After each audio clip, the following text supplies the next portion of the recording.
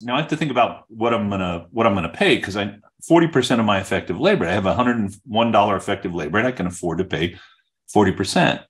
And this is where I say you don't understand your cost, because I'm paying one of my techs $36 an hour, but I have a load. I have FICA and Feud and workers' comp. We use a 30% multiplier. So what I'm actually paying at the end of the day is $46.80.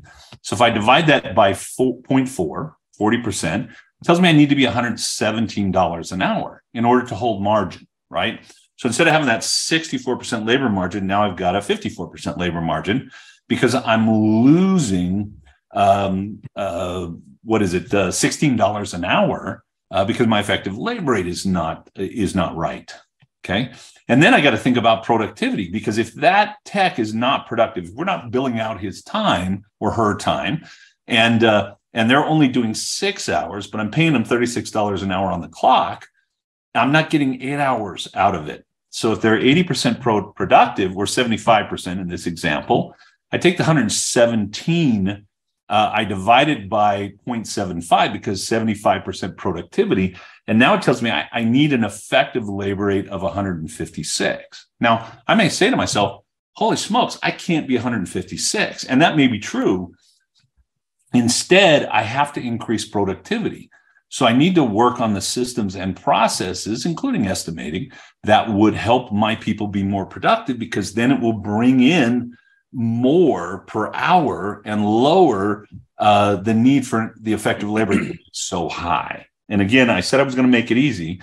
So before we get there, though, you need to understand another thing, and that is pricing is more flexible than most owners believe.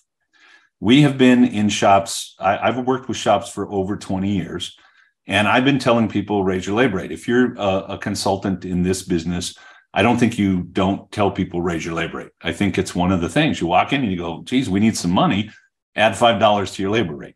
Especially with how inflation has just gone off the deep end.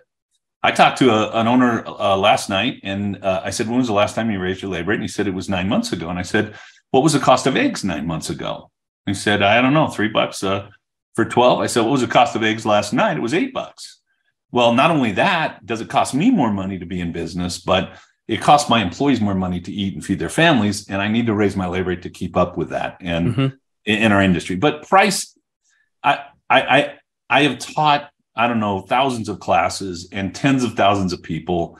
And I can tell you that when I go in and I say, raise your labor rate, I always ask this question: how many of you have been in a class before?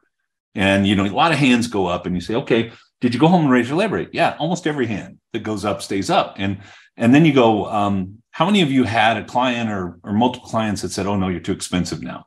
And all the hands go down, because it just doesn't happen very often.